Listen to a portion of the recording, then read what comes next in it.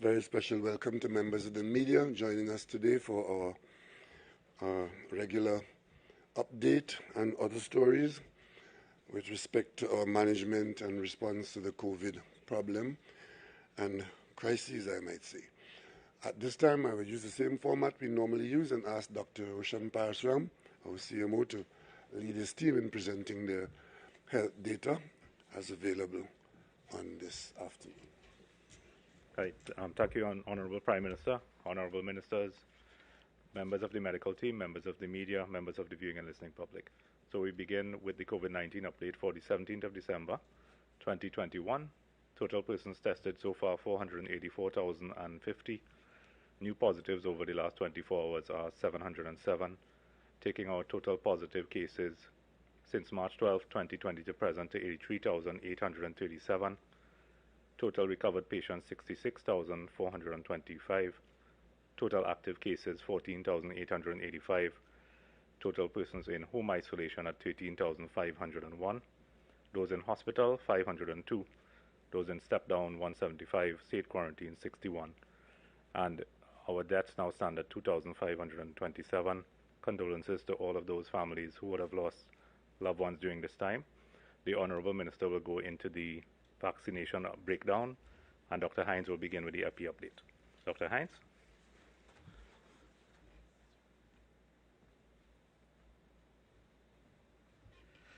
Thank you, CMO, Honourable Prime Minister, Honourable Ministers, members of the media, members of the viewing and listening public. We'll go quickly through the epidemiologic update with data as at yesterday at 4 p.m. Looking at the EPI curve, which is that graph that we've been looking at for the last year and change, we see that we still are on an upward trend with respect to numbers of cases that have been detected on a daily basis. Some of the data for December is still coming in, so that when we see this again, we will see that those red bars are actually a little higher in that space than we see them right now. If we look at the weekly accumulation of cases, same data, we're seeing maybe a little more easily that for the first 2 completed weeks of December, we've had increasing numbers of cases week on week, and that those totals are higher than any of the weeks in November, which, along with the higher positivity rate, and the positivity is really affected by who is being sampled at this point in time. We're sampling high probability individuals. Those are symptoms, those who were exposed. And therefore, we do have that higher positivity rate, but it's to some extent influenced by that sampling strategy. But if you look at the monthly basis, we see that for the month of November, whereas we had already completed, just waiting for this to actually move on, whereas we had, now we've gone there we go. For the month of November, whereas we had already completed at the end of November 14,000 total cases, we're midway through December 17th, and we've almost caught up. So we're seeing the speed at which December is going relative to the month of November. And of course, this is cause for us to look back at the ways of preventing this, slowing it down, adhering to the public health guidelines, and having our vaccinations. The demographics haven't changed much. Male-female ratio just about 1-to-1. Majority of the cases in that 25 to 49 age group. And with respect to the fatalities, again, more than 2/3 in the over 60. But we have seen cases among the younger population, including a couple of infant deaths and deaths in people under 15. And this, again, is another cause for concern, because we're seeing rapid spread and spread to younger age groups than were previously affected, and that's showing up in the deaths. Looking at moving on, the geographic distribution, the population centers, the more populated areas are seeing large numbers by community. And if we look at the next slide, which is the week on week, we're seeing that there have been increases in most counties from the previous week to the most recent. Same data over a longer time period from week 25 through to week 47, increases all the way through over the last 3 to 4 weeks of the graph. And if we look at how that projection that we had been making on the next slide shows up, we're seeing that the cumulative numbers of cases that we have had within the last few weeks has more or less met the most recent set of projections using the rates we were moving at from mid to end of November. So whereas we may be seeing a small fall away, it's not a massive braking force at this time. And again, it's just another call to increase the braking force by increasing our vaccination rates and increasing our adherence to those public health measures. So without further ado, I'm going to turn you over to Dr. Richards for the clinical update.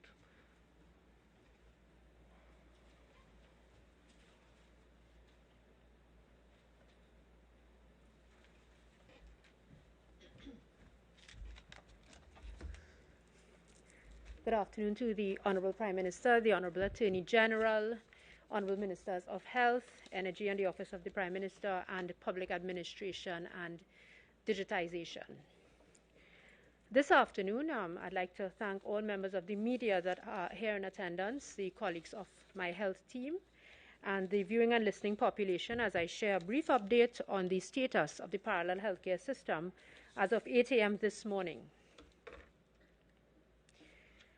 The parallel healthcare system continues to be progressively strained on a daily basis since October 19, 2021, and congruent with the increase in the rolling average, which is currently at 657 as of yesterday evening, we continue to note an increased demand for high acuity, and that is care for severely and critically ill patients, especially in the intensive care unit category. This is one of our graphs that we often refer to, and it demonstrates that on a daily basis, an additional burden is being placed on the parallel healthcare system. And this burden is really due to an increasing number of persons that are seeking care that require hospital treatment, and these persons are so ill that they are unable to be discharged at a frequent rate. So it results in persons and additional persons being added to an already strained parallel healthcare system. Now, I'd like to just look at this, refer to this graph, and to point out a different trend that was noted from October 19th to present. The number of patients in the parallel healthcare system as of this morning is 732, broken down into 540 in hospitals and 190 into step-downs. And I have to note that the step-down facilities are now more high acuity, meaning that more ill patients are being managed in these facilities and require oxygen care and higher resource allocation. However, from the October period to present, the Ministry of Health recognized the need to increase the level of care at the accident and emergency departments within the parallel healthcare system. And at that point, the accident and emergency departments became equipped with dedicated staff and equipment to manage persons who were coming in very ill, persons who required ventilation at that point in time. This morning, there are 202 patients across 10 accident and emergency departments in the parallel healthcare system, in addition to the 732 in the system. So that's a total of 934 severely and critically ill COVID-positive patients in our health system. There are 38 intensive care unit patients in the accident and emergencies, many of whom are too ill and too unstable to be moved, even when a bed becomes available. Furthermore, 90% of the patients that we have seen over the past 61 days in the intensive care unit are not fully vaccinated, both in the accident and emergency departments and across our hospitals in the parallel healthcare system. We would notice an increasing occupancy level. We are at 81% overall occupancy today, 85% in Trinidad and 54% in Tobago. The highest occupancy levels are again in the intensive care unit. You see, today our intensive care unit levels are 97%, and on a daily basis, we attempt to scale resources up to deal with the increased demand for patient care. This graph is just a visual to demonstrate the increasing number of patients presenting to the accident and emergency and ultimately receiving care at that site due to their clinical status and clinical condition. And you'd notice that from on or about mid-October, this number and this quantity has increased significantly. This is just a reference point. Between the 15th of July onwards, we noted a plateau period in terms of the hospital occupancy, and that was a 113-day period. On the 8th of October, at our accident and emergency departments, we noticed a data point, which we spoke about. And then from the 17th of October onwards, we have seen a rapid increase in the number of persons who are severely and critically ill going into the traditional healthcare system. Today we are at 202. In closing, I would just like to summarize the trends that have been noted over the past 61 days. We continue to see severely and critically ill patients presenting often too late for effective treatment at our accident and emergency departments. We continue to see a large number of deferrals, denied admissions, refusals when the GMRTT is contacted to a patient's home when their clinical parameters worsen, that is, they get short of breath. The percentage and the proportion of persons who are not fully vaccinated in the accident and emergency departments and the hospitals and those with poor outcomes continues to be, on our average, 90%. So 9 out of 10 persons in the parallel healthcare system, whether ward or ICU, are not fully vaccinated. The parameters that support the system, the ambulance system, human resources and equipment, continue to be stretched. Our rolling average for ambulance usage is now 48%, up from 25 to 30% during our plateau phase. On behalf of every frontline worker, the health team continues to request that the population please take up this offer on vaccination. We are trying our utmost best to be resilient, but every day we are stretched more. Thank you very much. Thank you very much, Dr. Richards. At this stage, I'd like to ask the Minister of Health to bring us up to date on our vaccination efforts. Thank you very much, Honorable Prime Minister, fellow Cabinet colleagues, Dr. Parasram and his team, ladies and gentlemen of the media, ladies and gentlemen of the viewing and listening public wherever you are, thank you for tuning in today. Before I give the vaccination figures, I want to talk about vaccinations a little later after I give you an update on the Omicron variant in Trinidad and Tobago, which will then impact on what I say about vaccinations. So on Monday the 13th, we came to the public and announced that we had detected our first case of the Omicron variant in a passenger who came in to Trinidad and Tobago via Panama from New York. Those circumstances are well rehearsed, no need to go into details there.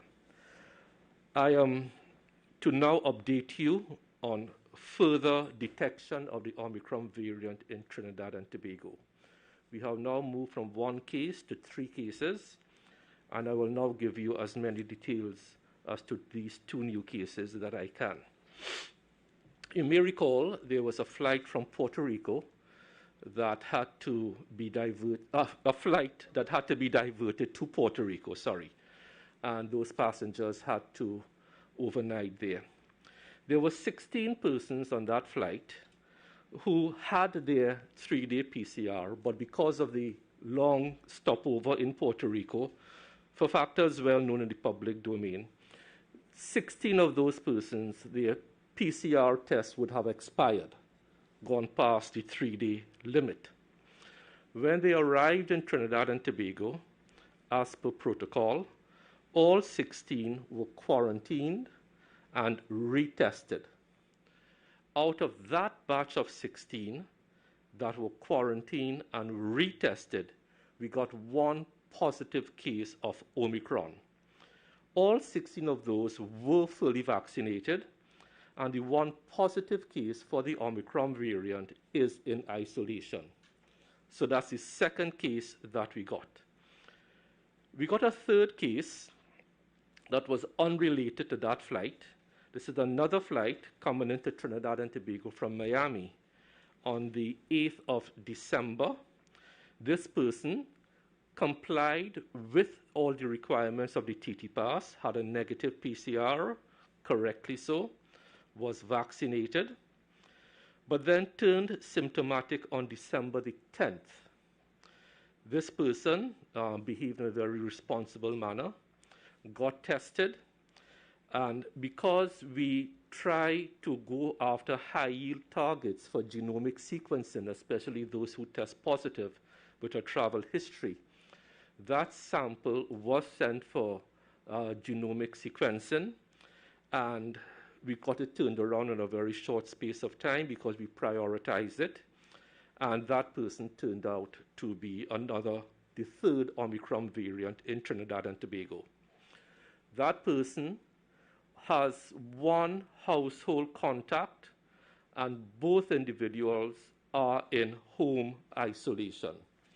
So we now have 3 Omicron variants in Trinidad and Tobago, known Omicron variants, and that is a key word, known, all 3 with a travel history. So that is where we are. Another development coming out of WHO is a new vaccine that has been given emergency use license called Covovax.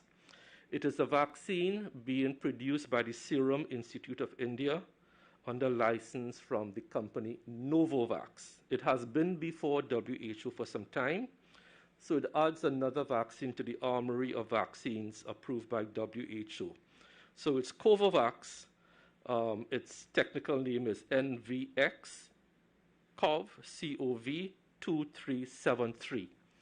We have already alerted the TT Travel Pass folks who manage the TT Travel Pass at iGovTT to now include this in the list of approved vaccines for persons entering Trinidad and Tobago. So just to recap what I've just said, 2 new cases of Omicron, 1 from the Puerto Rico cohort, 1 from coming in from Miami. Those 2 cases are in fact isolated. I now turn to the vaccination numbers, and the reason now is that, ladies and gentlemen, globally the Omicron variant is now in over 90 countries.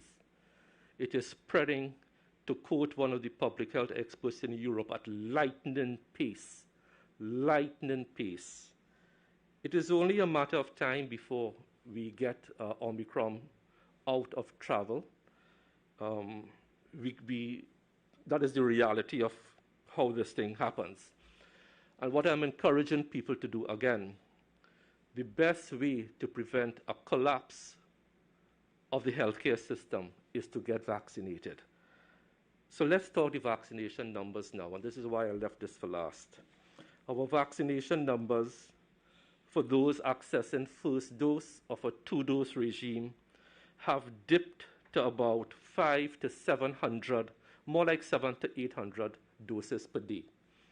When you add that to the J&J, which is now averaging about 175,000, we are not even touching 1,000 vaccines a day for persons accessing either a first dose or a 2-dose regime, or the J&J 1 shot and done.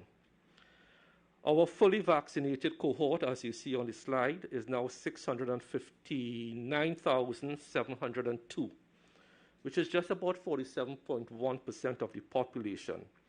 We have been stuck at 45, 46, 47% for far too long. The needle isn't moving, and we need to accelerate that, especially with the Omicron variant, which is causing havoc across Europe, causing havoc in the United States, and causing havoc because of its exponential spread in every of the 90 countries it is in. Compounding that, and to add to that, is where are we with our vaccination booster program. We started the booster program this Monday the 13th, but prior to that, we had started the additional dose regime. At the start of Monday, we had about 43,000 persons already accessing the additional doses from Tuesday 9th November. From Monday 13th to Friday 17th, we have now moved to 54,055. What it means is that roughly 2,200 persons are in fact accessing their booster shots. So the booster program is now giving us a yield of about 2,200 doses per day. We want to encourage people. Don't let the Christmas period be a deterrent for getting your boosters. As a matter of fact, because it's Christmas, because you are in supermarkets, because you are out shopping, because you are doing Christmas activities with persons you may not normally see, it is more imperative that you get your booster according to the schedule that we have put out. The schedule that we have put out for the boosters runs until January the 7th, depending on the time frame when you got your last shot. It is going to be a rolling 1-month program. So by the end of December, we'll be putting out the schedule for February going into March, depending on when you got your second shot of a 2-dose regime or when you got your Johnson & Johnson shot. So you will be included in a rolling 1-month program as we go forward. So those are the vaccination statistics. I just want to end by saying that the statistics we are seeing in our A&Es are very, very bad. 90% are unvaccinated. And the deaths continue to be overall about 96% unvaccinated. So at the end of the day, the message is, vaccinate this Christmas. I will lead by example in my home and have absolutely no Christmas activities at home. This is a time for all of us to be as quiet as possible, to be as careful as possible, to be as vigilant as possible, and to protect your life this Christmas by being vaccinated and avoiding crowds. Thank you very much, Prime Minister. Thank you very much, Minister Dayal Singh. Sometime in the not too distant past, maybe a year ago or 9 months ago, I spoke to the country from this platform as we were receiving the information, being infected by the virus, and were focusing on the effects that began to be experienced by us. Today, it is with a certain amount of sadness and disappointment that I ask the CMO to come to the microphone and let's talk about the funeral homes and the management of the dead.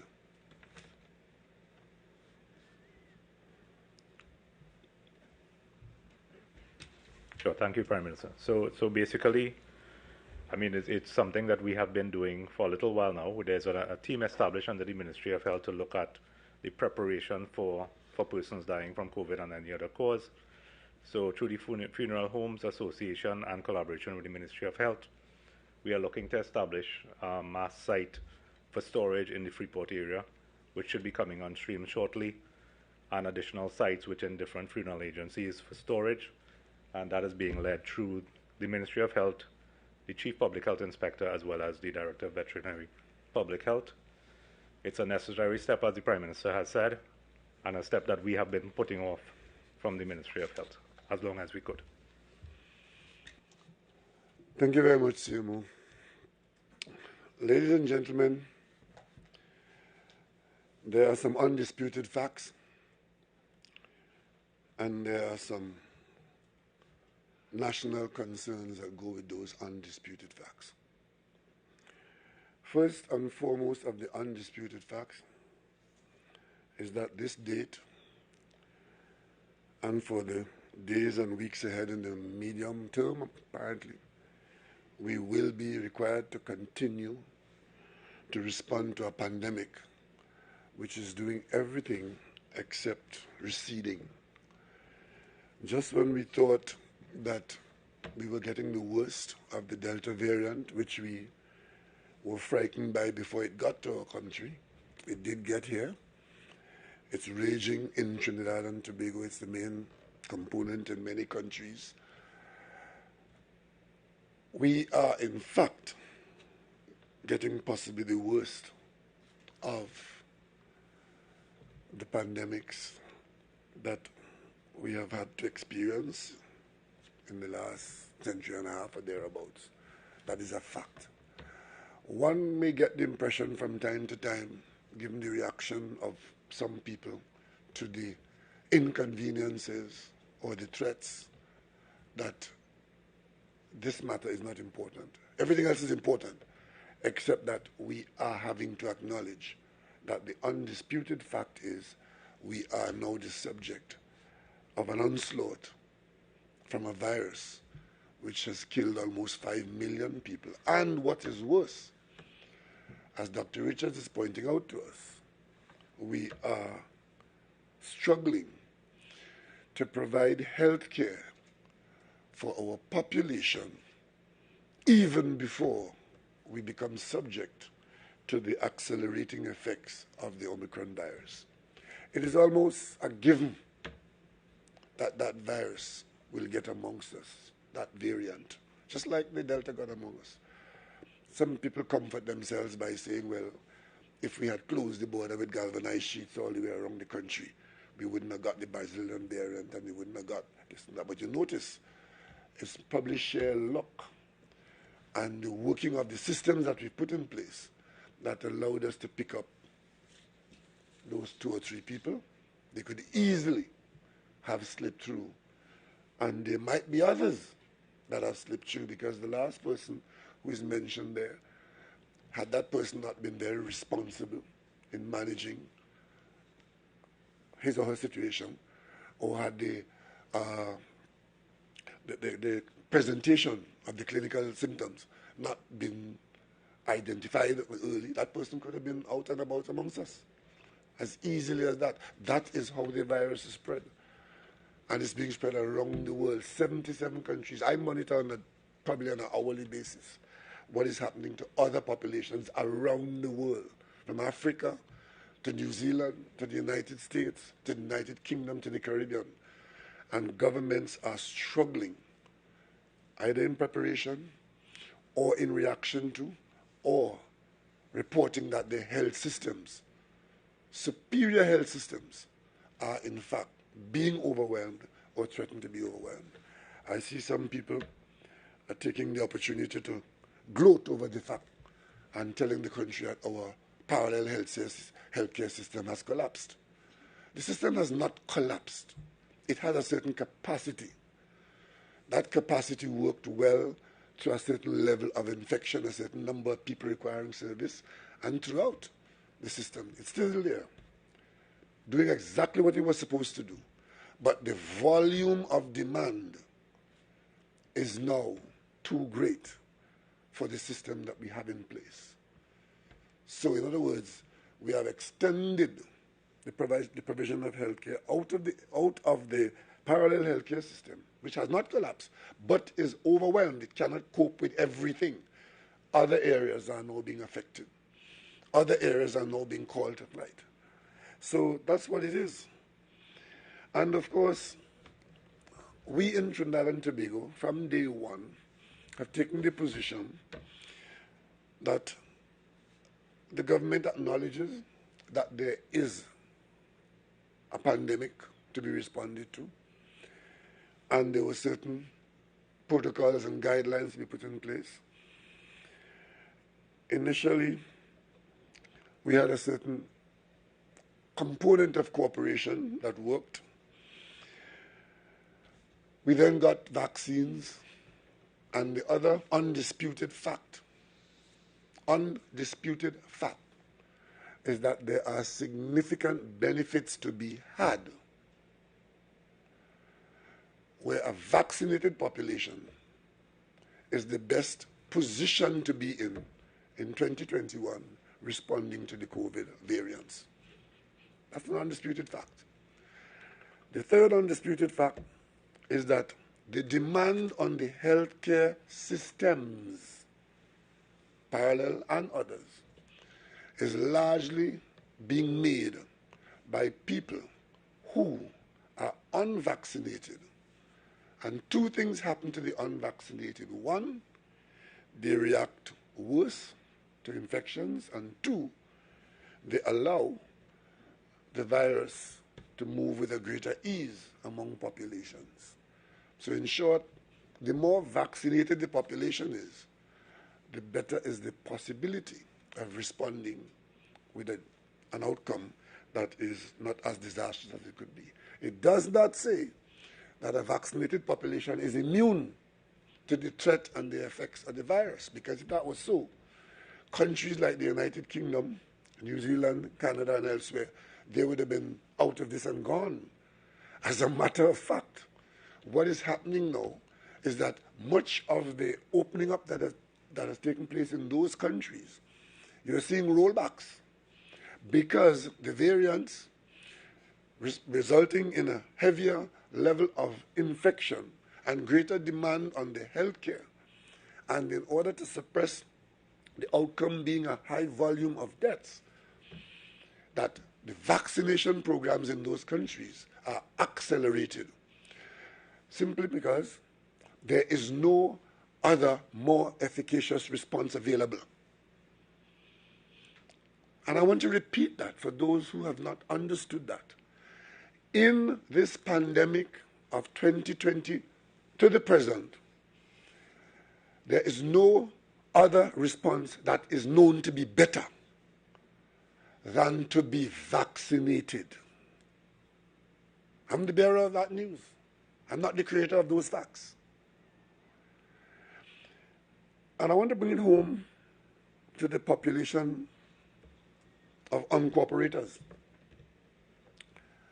We are in the same position with our children for measles and for polio. The only difference is that you didn't have a wall of death in front of you, and you could have if you don't vaccinate children. And with polio, I need not tell you what the outcome was or is. And the population responded by accepting that our only way out to protect that cohort of the population of those who were exposed to measles and a few other ailments and to polio is to vaccinate them, to vaccinate us. And we have in fact prevailed over those ailments. That's the only difference. Now, the COVID situation is that there's a virus threatening us in a similar way, and the outcome is about a 15% sick people. And what percentage of morbidity? 97% unvaccinated. Well, if you get sick, a percentage of that are people who get sick enough to require hospital care, and some of those require extensive hospital care in the intensive care unit or the high dependency unit, and the outcome in some cases is death. And every day we receive the reports. I remember distinctly when the first person died from COVID in this country. It was a source of great agitation and aspiration for some people. But the first person, when one person died from COVID in this country took note. This country was frightened by it. This country responded. Today, it's normal. 20 dead, 30 dead. The potential for higher numbers of deaths, not stirring any response. Because I've been monitoring the rate of vaccination in the face of that level of death. And there's no movement in the response to get vaccinated. Because obviously, a half of the population is taking the position for whatever reason, and there are many, many reasons, that we are not going to be accounted among those who will use the escape hatch that is available to the world's population. And that means, what do we do? We can wait the virus out, see what it does with us towards the end. Because in all these situations, the whole population doesn't get wiped out. Eventually, the virus itself will run its course, and the effect on the population could have been devastating, but biologically it has been shown that that is not an option available to us. Countries have governments to intervene in situations like this. Some countries have forced vaccination. We don't have that in this country.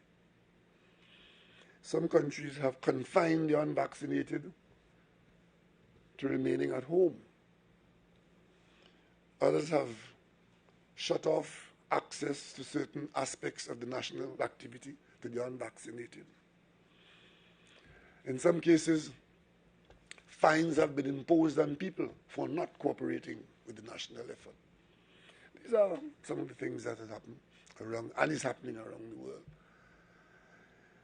But by and large, it is all in the context of acknowledging that we need to improve our vaccination if we are, in fact, going to respond better or save ourselves from disaster.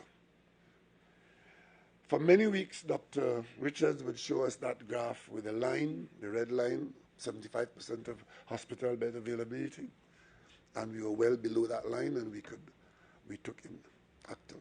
We also did something else too. We got to the point where we accepted that we had to have some aspects of our economy operating. So we opened up our economy to be able to have a livelihood for most people.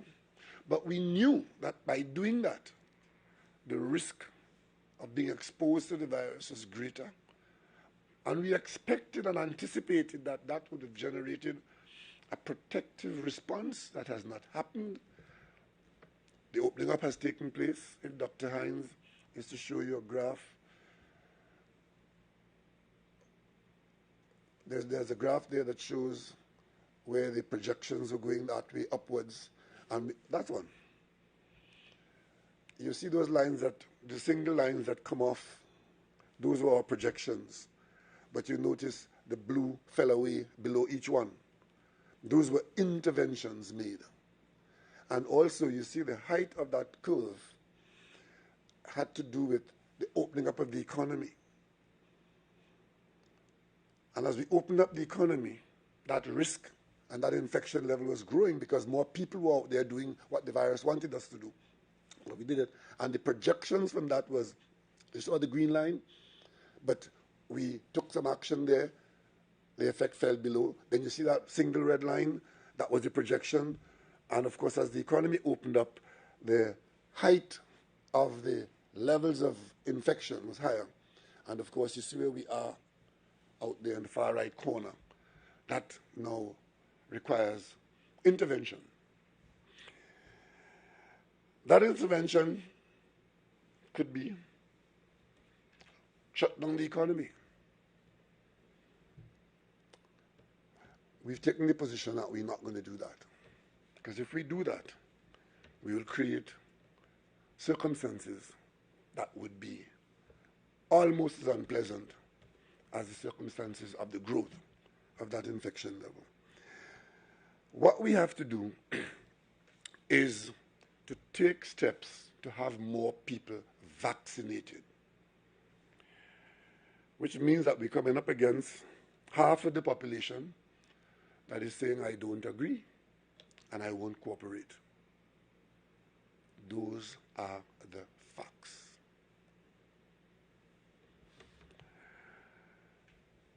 We've initiated the safe zone mechanism in the private sector where people volunteer their businesses as safe zones, and business in those areas were restricted and are restricted to only those persons who are in fact vaccinated and therefore are operating at a slightly better level of exposure.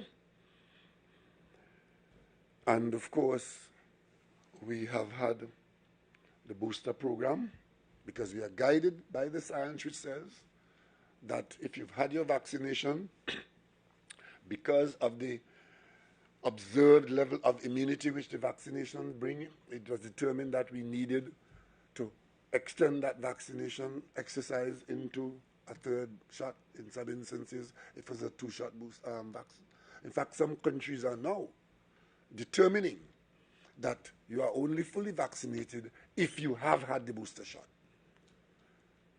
because that is where the science has taken us. We are encouraging people who have had the vaccination. If you've had 2 shots on a 2-shot vaccine, the door is wide open, the encouragement is there. Go out and get your booster. This is our way of responding to a virus that is killing people. It's not that anybody wants to punish you. Excuse me. It's not that the Prime Minister wants to throw his weight around. It is that the scientists, the world's body of scientists, and the undisputed facts are that that booster shot raises your immunity considerably, and you should want to have that improved immunity. Those people who point to the fact that, yes, vaccinated people are getting infected, and some are even dying, that is true. That's an undisputed fact. We have never said that the vaccines will prevent you from getting infected. We said it will make you respond better if and when you are infected.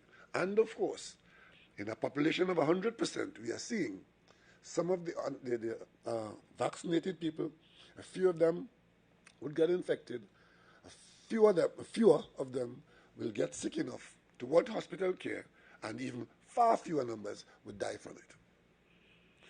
So don't use that as an excuse not to cooperate. It's like saying that tires blow out and the car crash and kill people, so we shouldn't use tires on cars. That's the level of that kind of argument. So, ladies and gentlemen, we have come to the point where the government will have to take certain actions. And of course, what is required is a matter that came up. And, I received these documents on an ongoing basis. And this one is dated December 9th. So since December 9th, I've been dealing with this document. And on page 6, item 4, it says to me, consider urgent policy measures to increase the rate of vaccination among the population. That is an imperative. That is not your job, members of the media. It's not your job, wherever you might be out there. This is a request to the government.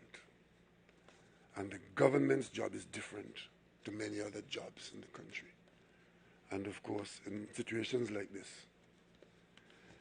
the Prime Minister, as head of the cabinet, is probably the loneliest person in the country. But I signed up for that. And I've taken the oath of office to act without fear or favor, without malice or ill will. And if ever a Prime Minister was called upon to act without fear or favor, malice or ill will, that time is now. And I will do so without fear or favor, without malice or ill will. Ladies and gentlemen, these urgent policy measures, I have had extensive discussion with the Attorney General and his support team in his ministry and his advisors outside. And we will now move to a situation of insisting that people in Trinidad and Tobago acknowledge the government's policy, this nation's policy, that vaccination is our best way of dealing with this carrier of death and destruction. But we will try to make it as palatable as possible. So, the following effects will come into place. We will attempt to encourage and increase the level of vaccination, the government being the largest employer of labor. After almost 2 years and constant cogitation on this matter, I think everybody knows what each person's position is on it. But the government's workplace is going to change. It is the intention of the government, come mid-January, to insist that the government's workplace would require vaccinated workers. We will put things in place to identify such status, and persons who are not prepared or for reasons other than medically certified reasons, because there are people for whom the vaccination is not recommended by the health caregiver, the doctors, and such persons will most properly be exempted.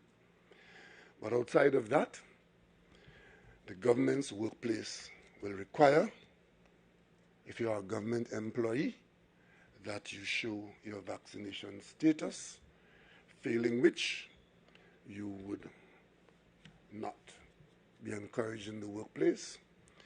And if you are not in a position to come to the workplace, you would be on leave on your own and you would be furloughed. Meaning that you will still have a job on the establishment, but you choosing not to be able to come to work under the conditions laid down, that you will then not be paid. Because if we say that you stay away because you don't like the vaccination program and you're paid, then we will generate 100% stay home. That's not what is called for. What is called for is what the young doctor pleaded for in public recently after a long interview. And the interviewer asked the young doctor, "What do you say to the population now? What help can we give you?" And he said, "Please get vaccinated." Because the unvaccinated is driving this pressure on a limited number of health caregivers who have been at the breach from the beginning and are now being continued to be called upon to stay there. And while they are, in fact, in some instances, there are some people willing to give up the job because the nature of the job is now so stressful and traumatic. While they are in that situation, there are other people exercising their rights, and their rights are to put more pressure on other people's rights. The right to not be in that situation. So nobody's going to hold on anybody and inject them and force the Bill Gates magnetic strip into you, or force you to not get into heaven when you pass the pearly gates. A bell will ring that you have the mark of the beast on you. Nobody's going to do that to you. You will make a decision if you're working with the government, the state enterprises as well. And let me show you where we are at the moment, because I spent the last week getting reasonable estimations of where we are. Could you put the slides up? In the public sector, these are our staff complements. These are the people in the various sectors. And I don't think that state enterprise figure is correct. It's lower than it should be. Next slide, please. And these are the vaccination risks that we have been able to identify, estimates. Ministry, and this is the Ministry of Health. This is the Ministry of Health. The staff at the Ministry of Health, and this is not, well, you'll ask who qualifies as staff, but let's use staff as the general, people who work in the Ministry of Health. 75%. That is not bad overall, right? But let's go down. SWRHA 80%. Just come back a little bit. SWRHA 80%. The ERHA 71%. Continue. The TRHA 50%. And NCRHA and NWRHA less than 50%. That's the level of vaccination in the Ministry of Health. Continue. Continue. The police service, 49%. The prisons, 35%. The defense force, 30%. Now, the operational daily interaction of people in these three departments, one would expect that they would have appreciated their room together in some cases, they share motor vehicles on an ongoing basis, they share offices because of the close quarter in which they are operating. Clearly, that level, immigration 25%, fire services 20%. Foreigners coming into this country, you just heard the minister saying that the 3 people we picked up with Omicron, the very first people that any traveler is likely to meet coming into the country is immigration. They are 25% vaccination. Fire services, 20%. These are government employees who obviously have, for some reason, decided that they are not going to take part in the national program to protect the national population from what, in effect, is a killing virus. That's the fact. That's the fact. Next one. All right, so those are the levels and the numbers involved. Carry on. Ministries. Ministry of Tourism, 75%. AG's office, 61%. Trade and Industry, 60%. Personnel Department, 87%. Inland Revenue, 45%. CPEP workers, 41%. OJT, 75%. URP, 60%. Now, in the state enterprise sector, NGC, 75%. FCB, 72%. UTC, 69%. CAL, 100% among stewards, and 98% among pilots. Epidemiological, 50%.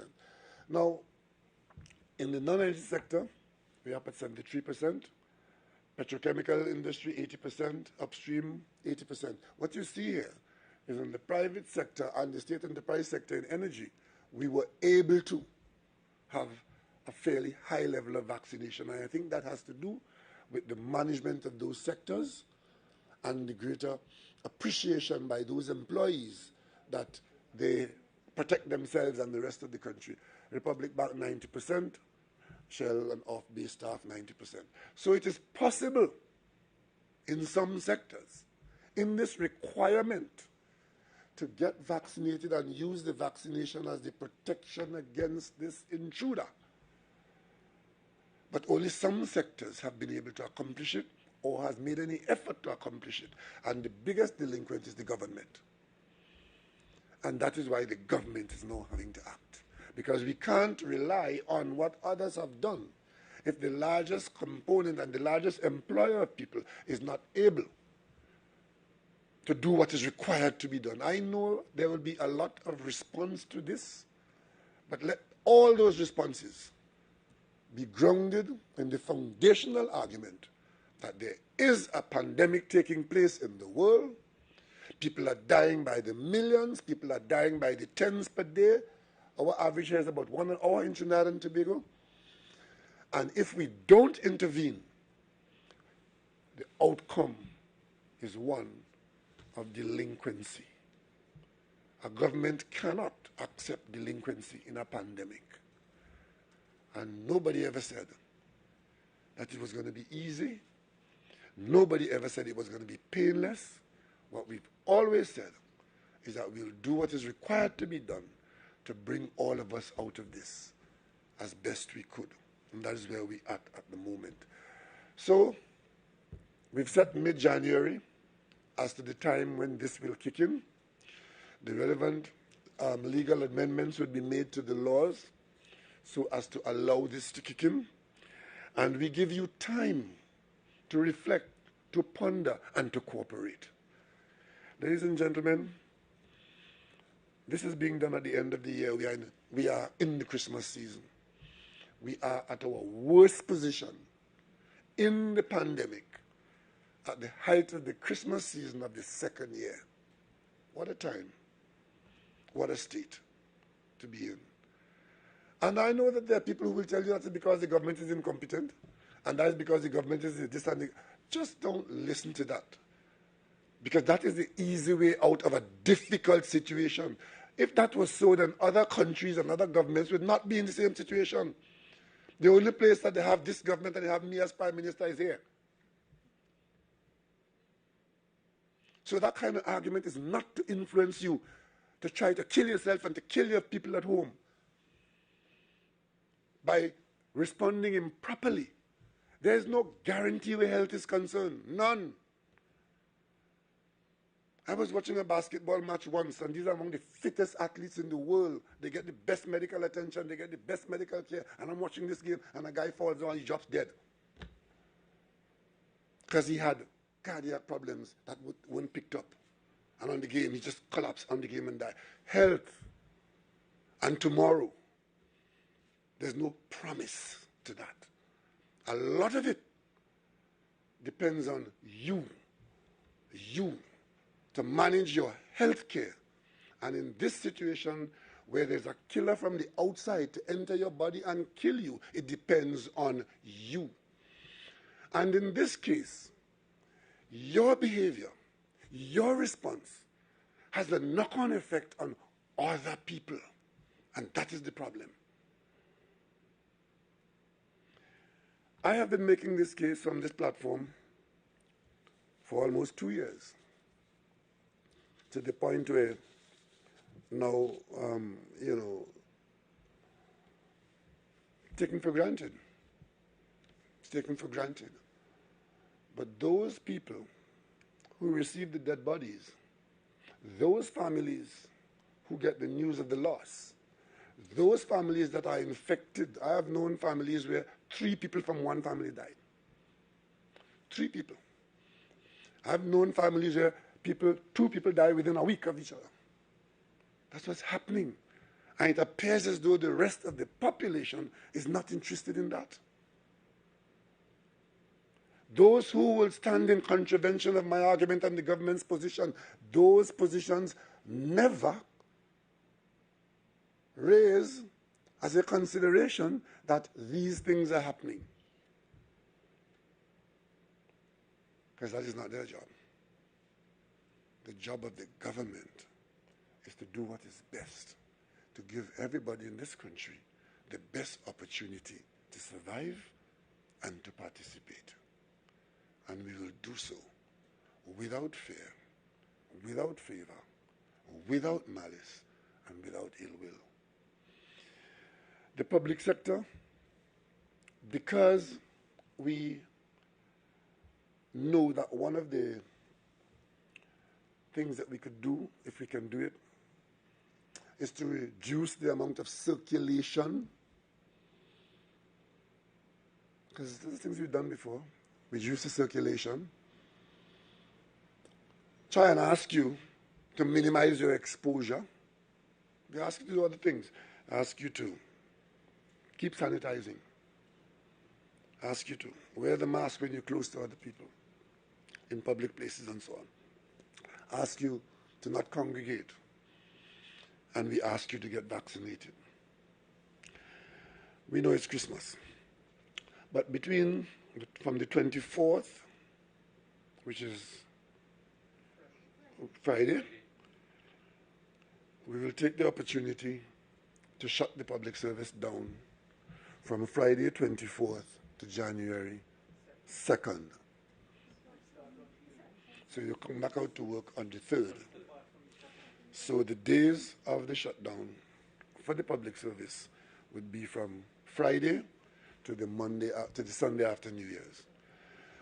This is not an invitation to go out there and congregate long time and see you.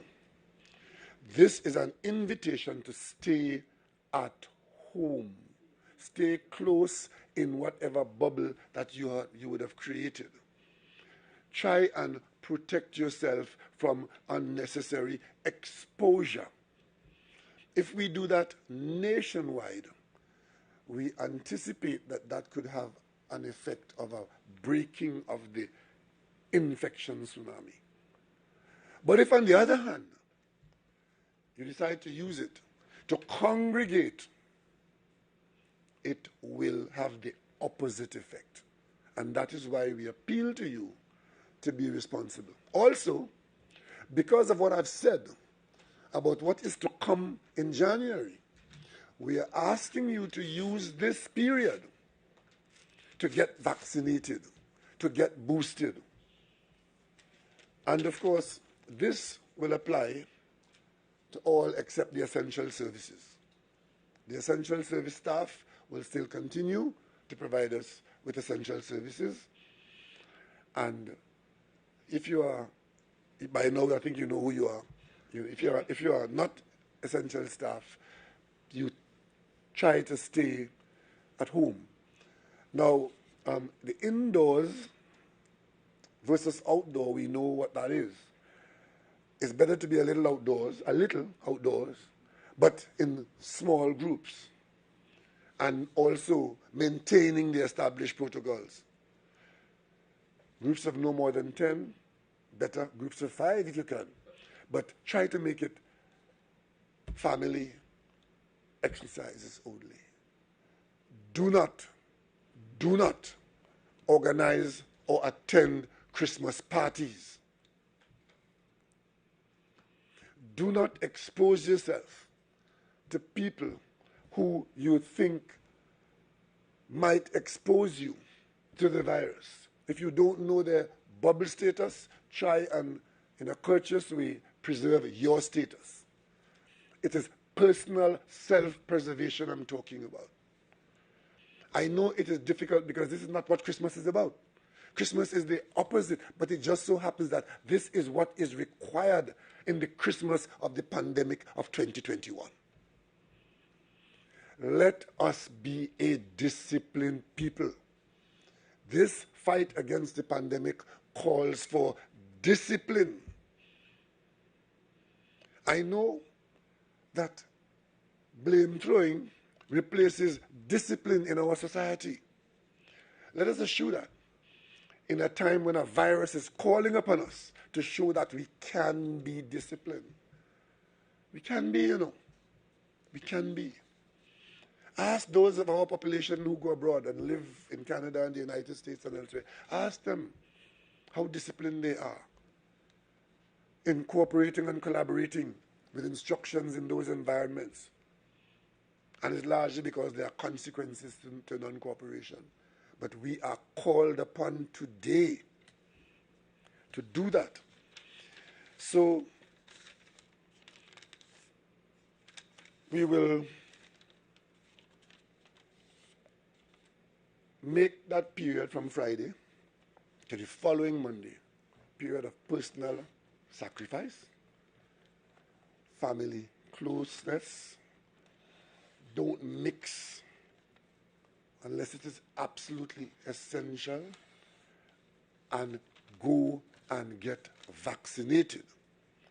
Because if you are not vaccinated and you are a government employee, and I presume that the private sector would follow suit, when it is time to go out to work in January and you're required to show your vaccination status, if you are not vaccinated,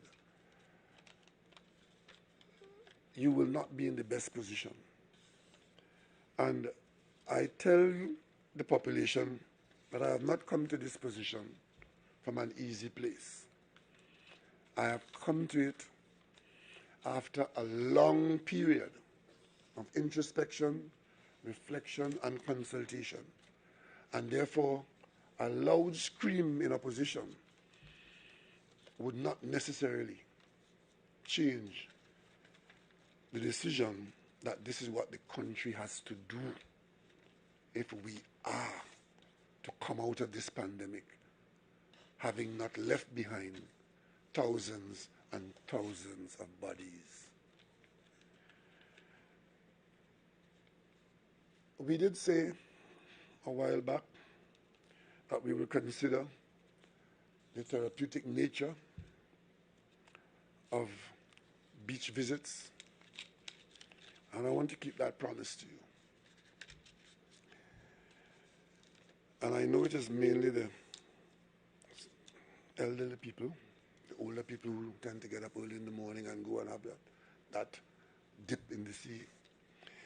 We will allow access to waterfront from 5 a.m. and we will do it from 5 a.m. to 12 o'clock. From 12 noon. Yeah, 12 noon, yes. You see what I mean? You see what I mean? You see what I mean? 5 to 12, and they already say, oh, well, it's whole day and half a night. No, it is 5 a.m. to noon. And it will be done without the presence of alcohol on any public beach. There's to be no consumption of alcohol on a public beach during this period. There's to be no loud music, and there's to be no partying. It is all and only for approaching the beach as a place of, well, now we'll say peace, quiet, and therapy. Right? And when you're not in the water, you wear your mask and you do not congregate. If this works well,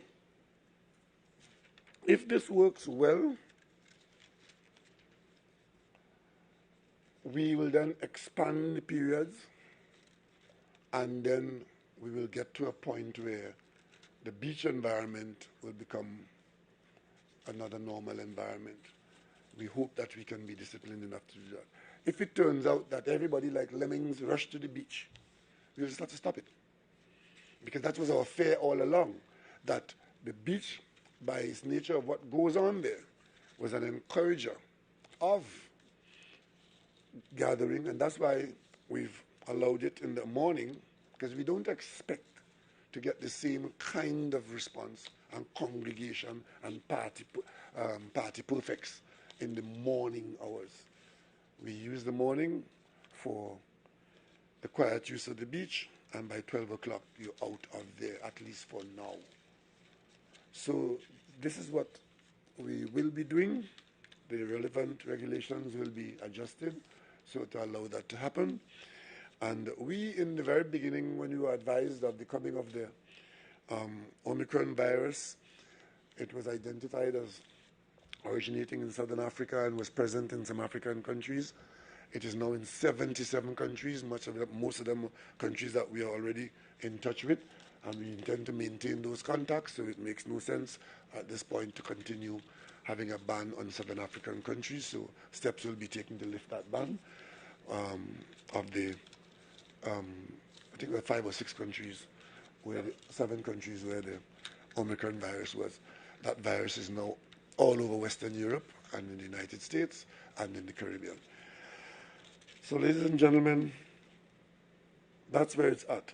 The Attorney General and his staff and the team that is have been managing this, you would hear further on the regulations that will be adjusted, and we go to Parliament early in January to make the necessary legal change to ensure that the government is acting legally with respect to the furloughing of persons who are not in a position to participate in the public sector workspace. And I'm just reminded, I don't know why I'm being reminded, I didn't say that, but I'm being reminded that Friday is not a public holiday. It is that public sector workers are not required to come to the public sector offices. Right? That's what Friday is, and we go into. So you get a bit of time. Please use that time. I'm advised that the Ministry of Health would be ready, willing, and able to vaccinate every person who comes out to be vaccinated between now and New Year's. So the offices for vaccination will be open. Please make use of it. If you have any questions, we'll take them now. Okay, Prime Minister. It's all right to have no question, you know. Raphael John Lang from Guardian Media, and this is in relation to the public sector workers being vaccinated. Apart from a health issue, this also seems to be an industrial relations issue. Two questions. Have you had any discussions with the trade union movement, especially the PSA, the public sector, majority union, and what do you think the reaction will be from the trade union movement, as they've said in the past that they are against any sort of mandatory vaccine, so people being coerced in their... Well, as I said, we are not mandating anybody to get vaccinated. We are creating safe zones with conditions that are medically and scientifically determined. And I'm sure that the list of people that you mentioned there, they are part of the national effort in understanding that there's a pandemic going on. And if their position is different to us, then we understand that. But it's not a matter this is a matter of life and death. It's not a matter to be determining, who could talk louder than who, or who has more power than who. This is a matter of life and death. The only reason why the government is responding in this way is in response to the lives that are being affected and the deaths that are being experienced. And I think that is a matter for the government to make a policy on. And of course, between now and the middle of January, there will be lots of opportunities to interact. And if there are improvements to be had to the government's intention, we are wide open to that. And the Attorney General would lead that charge and those contacts. Does that extend to teachers? It is not a vaccine mandate. It's a safe zone mandate. It's the creation of safe zones within the public sector. Does that extend to teachers and it extends to everybody who falls under the government, who is on the government's payroll.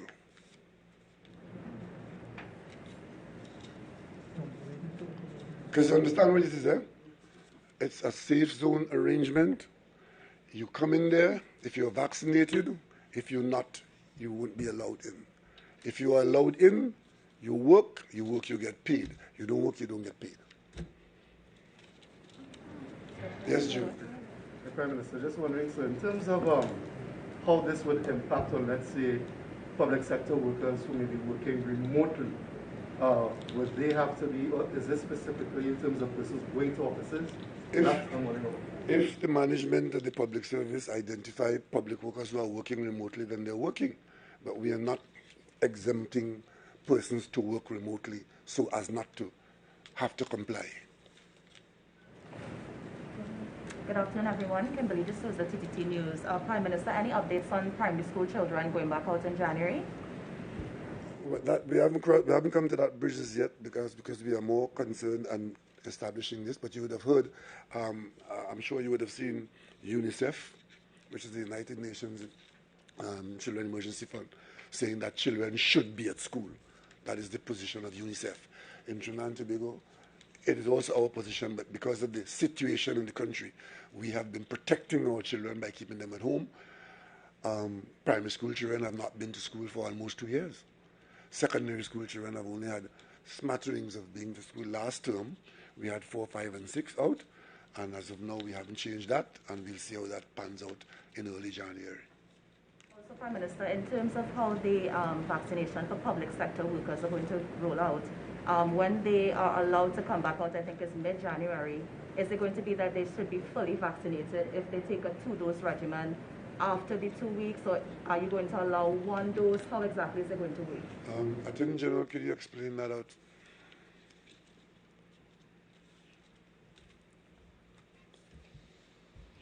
Good afternoon, everyone, Honorable Prime Minister, colleagues, health team, ladies and gentlemen of the media. The rollout is going to involve an amendment to the law, which is the Public Health Ordinance. The Public Health Ordinance is the parent act which treats with dangerous infectious diseases and infectious diseases. Under that law, emergency aspects can be triggered, as you're well aware, by regulations. So the Minister of Health has been publishing regulations from time to time.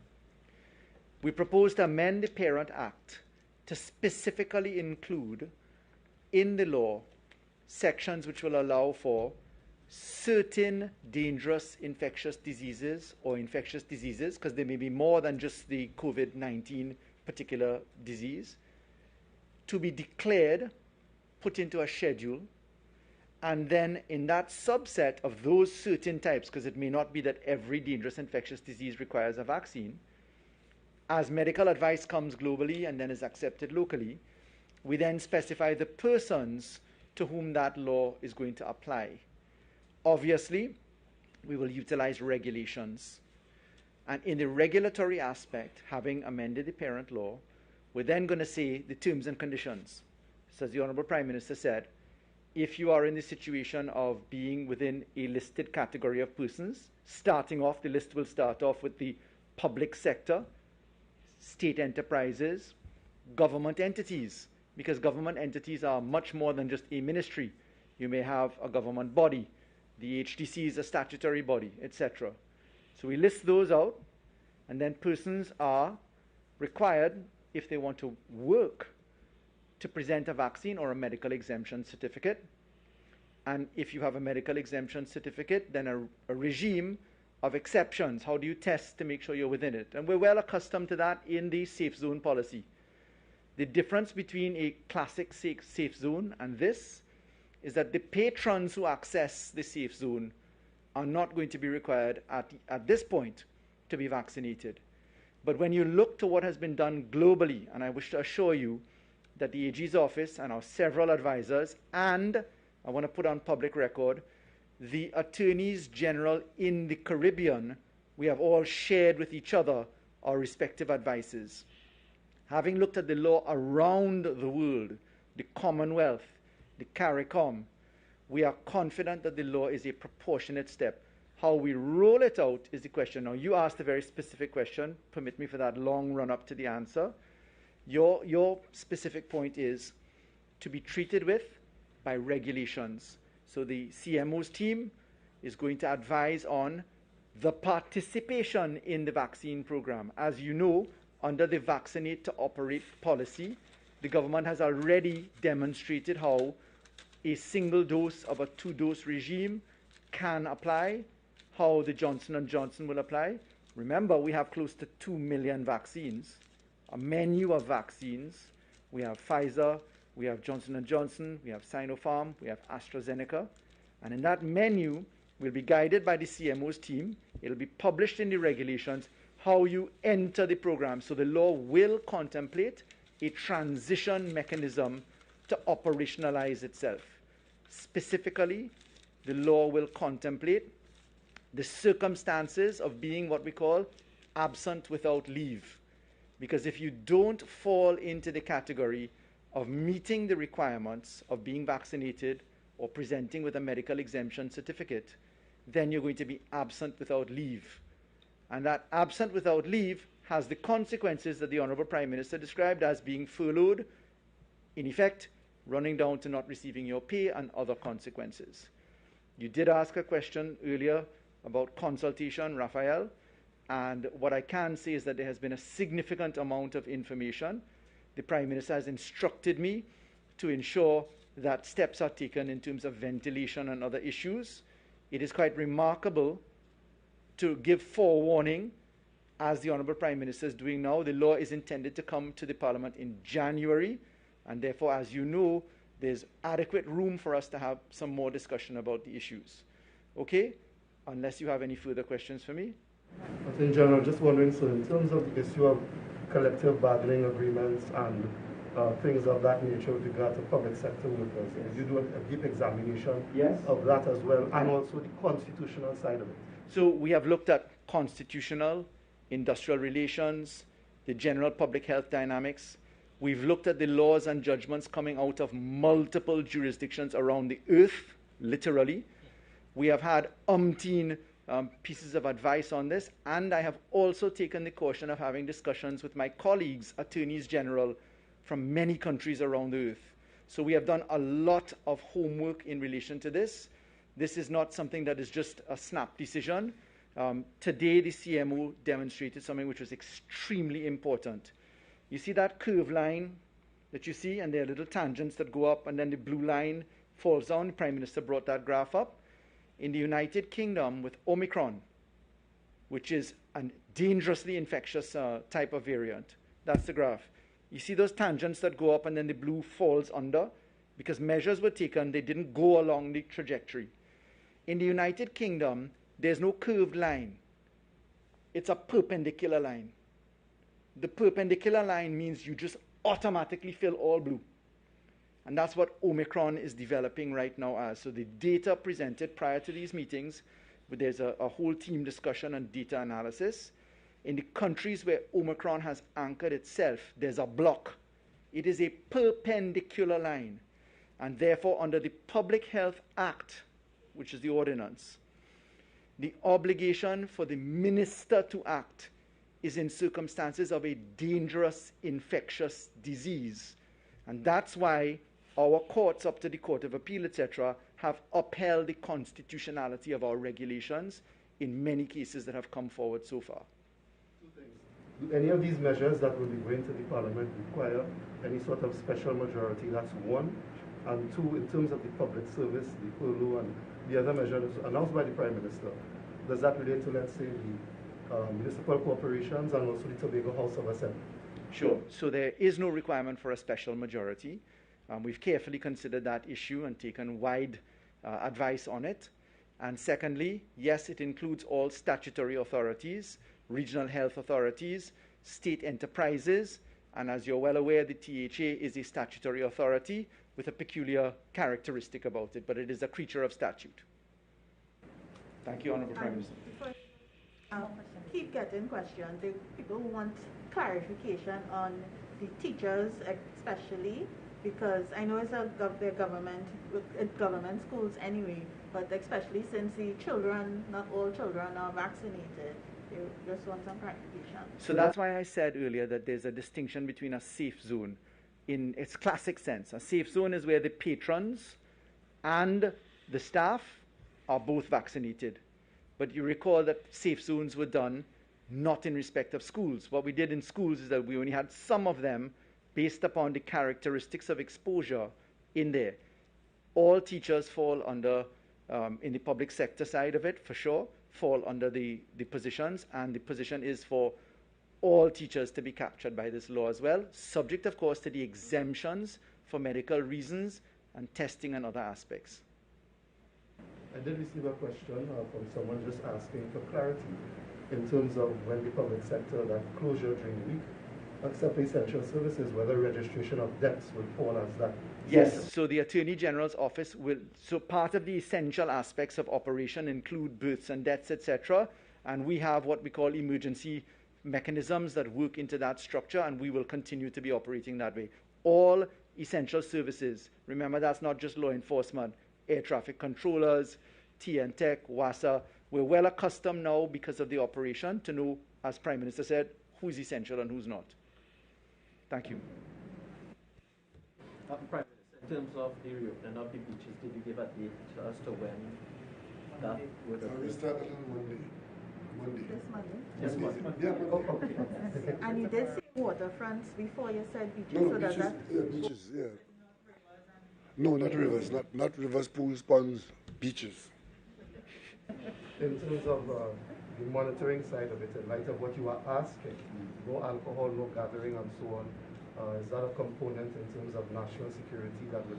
Yes, but if, we also we will continue to rely on our national security entities to enforce the laws in Trinidad and Tobago. Minister Dial, thanks for the question. Since the World Health Organization approved the Pfizer as a booster for Sinopharm, will people who go to get the booster shot, will they be encouraged to take the the Pfizer? Will they be encouraged? Do they have the option? That sort of thing.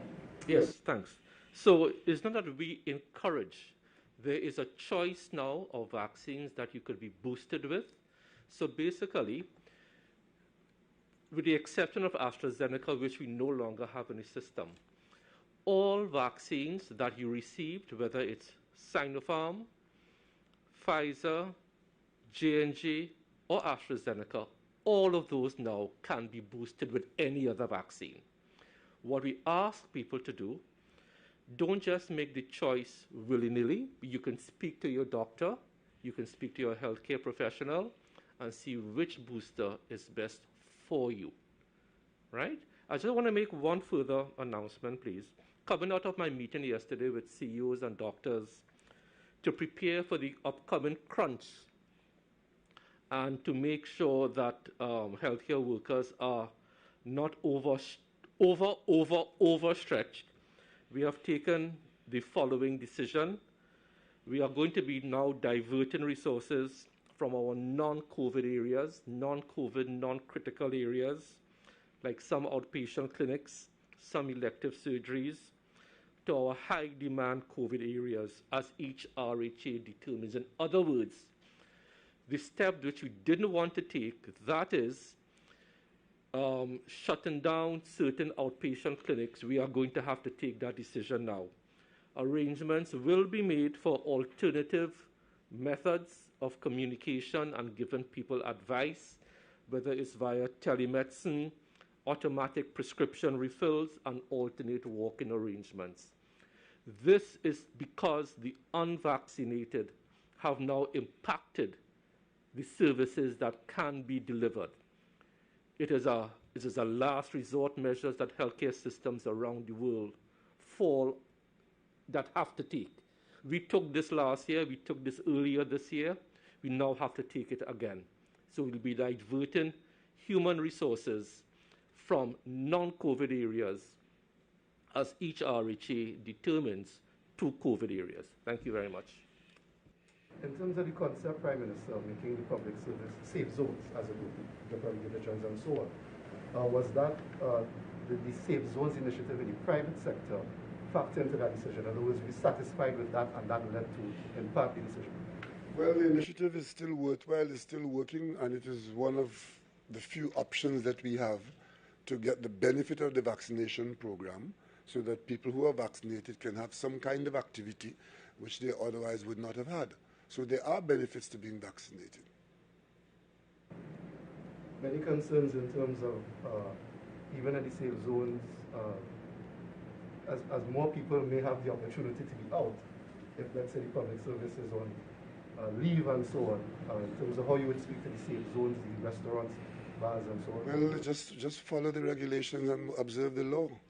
A lot of what we are saying and doing here requires that we be a law-abiding group of people. If you decide not to be law-abiding, then you'd find yourself at variance with the expectation of the national population and the laws of the country. It is an inconvenience for some people to observe the laws as they're requested, but there's a purpose to it. And I want to repeat this. None of this is aimed at any particular person or any particular body. It is aimed at restraining a virus from damaging and killing us. So I don't want you all to forget that. Prime Minister, well, public sector workers would be dealt with from January. In terms of a timeline, when do you see this same initiative being taken with regard to private sector? The private sector is leading the government on this. In fact, the data I showed you shows that the private sector responded better than the private sector, than the public sector. What is happening here? All that is happening here, we're not differentiating people because they are public sector. We see one body of human beings in Trinidad and Tobago where there's no discrimination as far as the virus is concerned, but those people who are in fact working for the state are required now to participate more in the national vaccination program, because the national vaccination program is the best option that the nation has to not allow itself to be overwhelmed by the COVID virus. That's all it is. Do you foresee legislation in the future for private sector workers? The legislation will cover all eventualities and will only be crafted to serve as fit for purpose.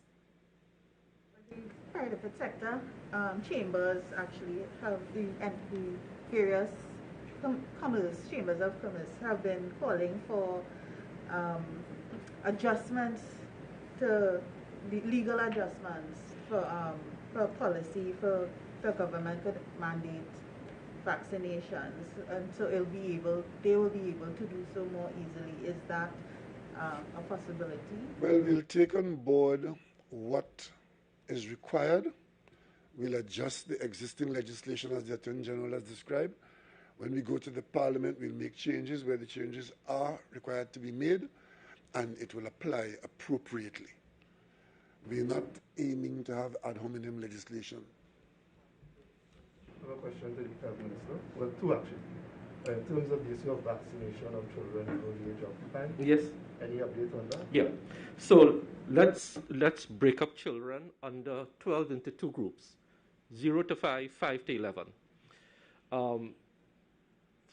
Both Sinopharm and Pfizer are before WHO for EUL for the 5 to 11 group. The latest research on the 0 to 5 you may have seen coming out of the United States is a little bit sketchy at this point in time, so there is no definitive statement. So what is further to the finish line is a vaccine for WHO approval for the 5 to 11. In the case of Pfizer, what they have proposed to the WHO is this basically the same Pfizer vaccine, which is an mRNA vaccine being used for adults, but you cut the dose to 1/3 of the dose. You also slightly change the chemical composition of the non-vaccine components. There's something called a buffer, which maintains the pH and the alkalinity and the acidity of the vaccine. They have changed the buffer for the pediatric doses, and they have changed the packaging. So what will be available is that formulation and new packaging once approved.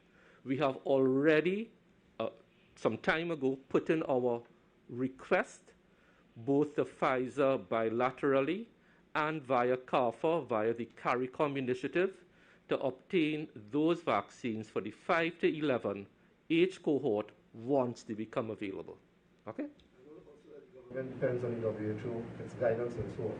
So in terms of the new, the announcement in terms of the mixing of vaccines and whatnot, but has the Health Ministry done its own sort of analysis in looking at, let's say, someone who had 2 doses of Sinopharm and then getting a booster, additional dose of a vaccine like, say, Pfizer, or that is not like the Sinopharm, for example? So I'm trying to decide. Just explain what is the question. Yeah. In other words, the Sinopharm is a construct of one type of vaccine. Yes. The Pfizer and so on is another type of vaccine. Yes. So I'm wondering if the ministry has had its own analysis looking at this issue, apart from what the WHO would have said. So I will ask the CMO to come and take that question. So while he's coming up, there are 3 basic platforms for vaccines: mRNA, viral vector, and the inactivated vaccines, and the CMO will now go into that. Yeah, so generally, you're speaking about 2 different things, right? There's the homologous vaccines, which are the same for the same, right? So Sinopharm. There's heterologous, which is mixing. The guidance is, generally speaking, you've seen a slightly better effect with the heterologous vaccines, so mixing of different types, coming out of data from Canada and other countries that have done so because of supply challenges, for instance. So the ministry's National Immunization Task Group has looked at it as well, and we have found that to be the same. But as Minister said, you need to consult your physician, because there's interpatient variances that will not allow you to take one vaccine or the other. So you get that guidance before you come. So you're balancing safety and efficacy as well. All right? As you did speak about, and correct me if I'm wrong, a sense of hesitancy, at least in terms of the issue of the mass storage sites, or site you had talked about. Well, I think we have been planning for this eventuality for quite a while now from the Ministry of Health, looking at all parameters, working with the funeral homes. So, there's hesitancy generally for us to go to that place, right? But I think we're working with them as best as we can to get everything in place in the event that we have to go further than this. But hopefully with the measures that the Honourable Prime Minister has laid out and with the support of the country, following the public health guidelines as we did even before we had vaccines, we can get it under some sense of control and we won't get to that place where we really don't want to be. Prime Minister, the THA Secretary of Health has described the health system in Tobago as critical. Has the central government actively engaged with the THA to try and work out some of the issues? Central government, from the very onset of these challenges, the central government have been involved with the Tobago House of Assembly to ensure that the population in Tobago gets the kind of care and attention that is available and required. I don't know that anything has changed there. The Minister of Health might be able to tell you. From time to time, we have to assist extraordinarily, but I'll ask the Minister of Health to indicate where we are with that. As you may know, I was a patient in Tobago when I did my isolation and quarantine. I contracted COVID in Tobago.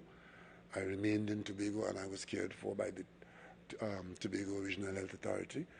And I dare say I wouldn't have done so if I was not confident that we had in Tobago the foundation and the infrastructure so to do. So the Minister can update you as to where we are at. Thank you.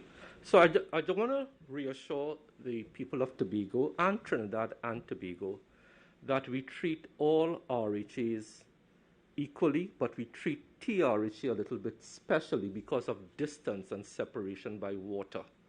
We want to make sure that they never run out of resources. Because in Trinidad, you could rush to C40, you could rush to here by car, but in Tobago, you can't. So we have also always treated Tobago because of that separation specially. In Tobago, there are 4 levels of care. 1, ICU, HDU, at the Scarborough General Hospital in a separate building, with a dedicated staff arrangement. So that is a parallel system in Tobago. At the Trek facility, which is up at the Fort George, we treat only COVID patients there. So that's a parallel system. High acuity patients with oxygen therapy for 20 patients. We did that months ago. We also, at the Scarborough General Hospital, have a designated capacity for low to medium acuity patients for 25 patients, dedicated only to COVID. And I really want to thank Dr. Mariam Richards here. She doesn't get the acknowledgement that she deserves for helping Tobago and going to Tobago.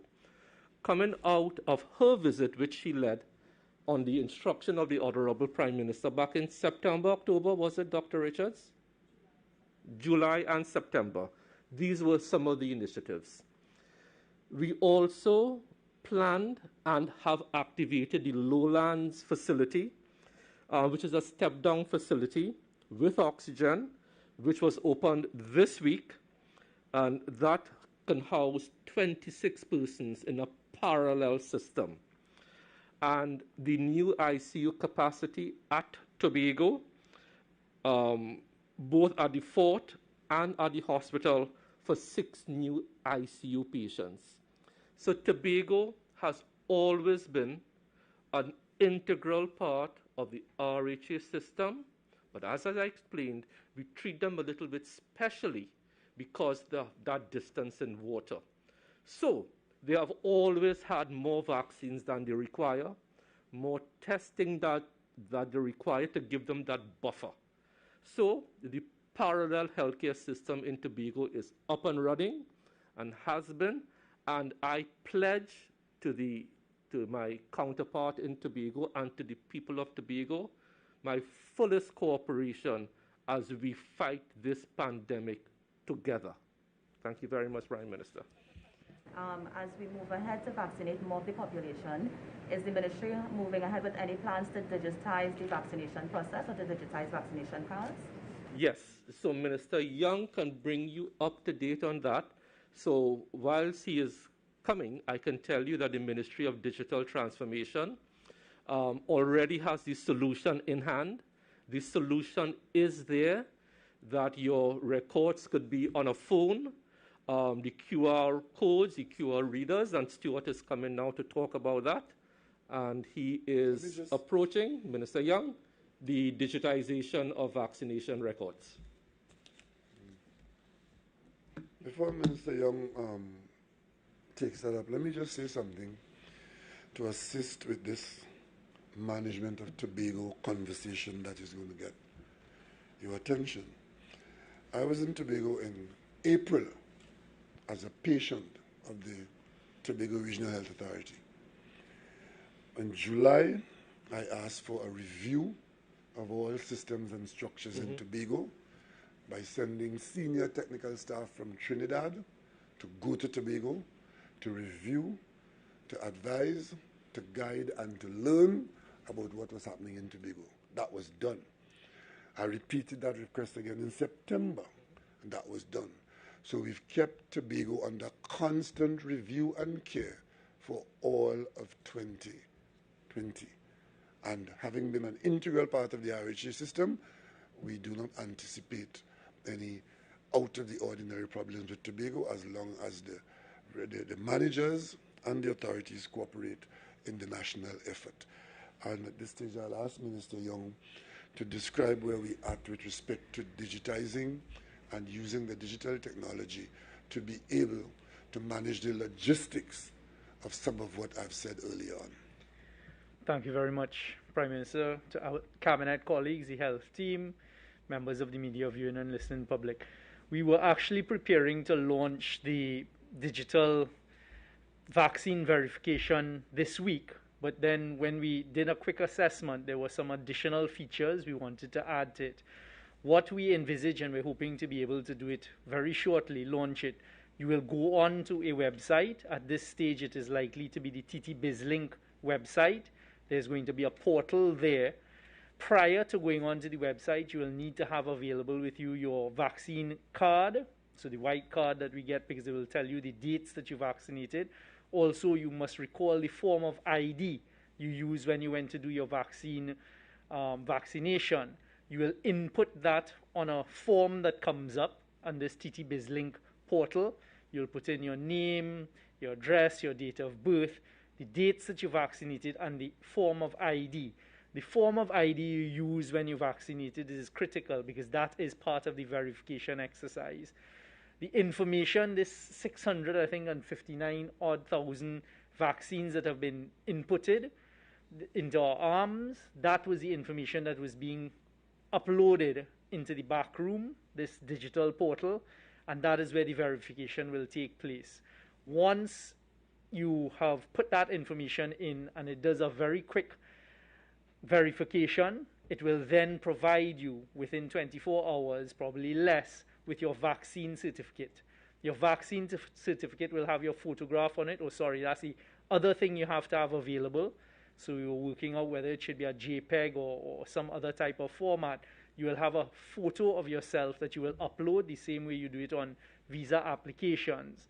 Once you've put in those 3 sets of information, your vaccine dates, the form of ID you use, and your photograph, as well as your date of birth, name, etc., it will then provide you with a vaccine certificate, which has a QR code. We have also built out a system that will be free for anybody to download that will not require internet connectivity, an app, both on the Google platform as well as the Apple platform, that you can then scan the QR code. So businesses, safe zones, including now government offices, once we reach that stage, will be able to have this app on devices, and they just scan your QR code on your digital certificate, and it will provide you with a verification that, yes, this is Stuart Young, and these are the dates that Stuart Young was vaccinated on, etc. And that those apps will be free of charge, and you will not have to be connected. So businesses don't need to have connection to the internet to be able to scan the QR codes. We also envisage you will not have to walk around with your full certificate. All right, it will be, of course, you could either print it out, it could be on your phone, your device, etc. But the main thing will be the QR code.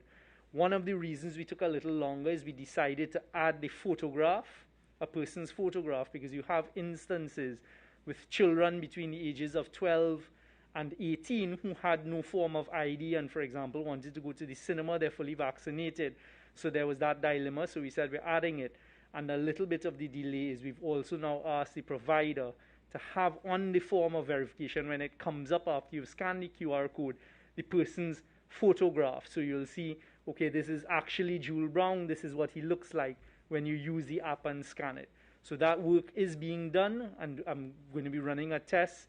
Minister Bacchus and his team have been doing a great job. We had a meeting at the end of last week, and we're running some other tests on Monday. Thereafter, I'll be able to tell the Prime Minister when we launch. We're hoping to be able to launch in this coming week. Like state sector. It has, correct.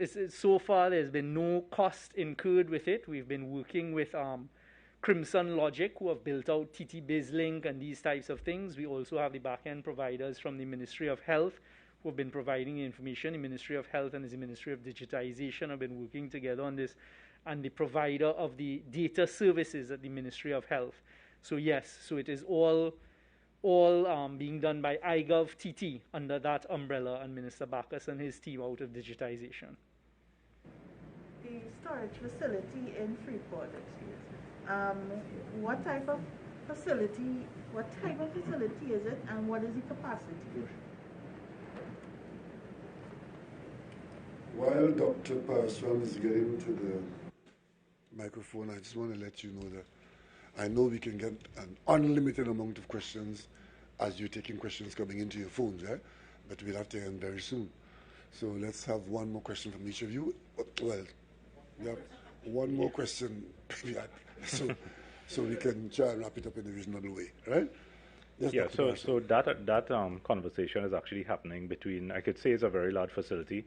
They're in the process of doing an MOU between the Funeral Homes Association as well as the other funeral agencies. So I don't want to say too much until that MOU is completed, but it's a fairly large facility in terms of size. We can give all those details once those MOUs have been completed and signed. So it is something that is being done under the auspices of the funeral agencies, that professional body. So they are dealing with all of it. It's not a cost to the state as far as I am aware at this point in time. Well, I don't think we want to end. I don't think we want to end on the funeral aspect of things. I would like us to end on the more pleasant terms. So this is a good time for me to reiterate where we're at. It's Christmas time. It's a dangerous time, but it's also a happy, hopeful time. And I'm appealing to the national population to pay attention to what is being said and what is being done to us. Pay attention to the threat that exists, which is some of it is already with us, and what is coming to us by these variants. And also, as you do that, try and protect yourself. Try and protect your family. Observe the guidelines. And in all of that, be happy to be alive. Be happy to be healthy, those of us who are healthy, whatever level of health we enjoy. And say that we will continue to fight as a nation against this unseen invader, which threatens our life and our livelihoods. And as you do that, let's not overdo for the Christmas. Let's have a careful Christmas, a protective Christmas, and look forward to a prosperous New Year. I thank you all very much.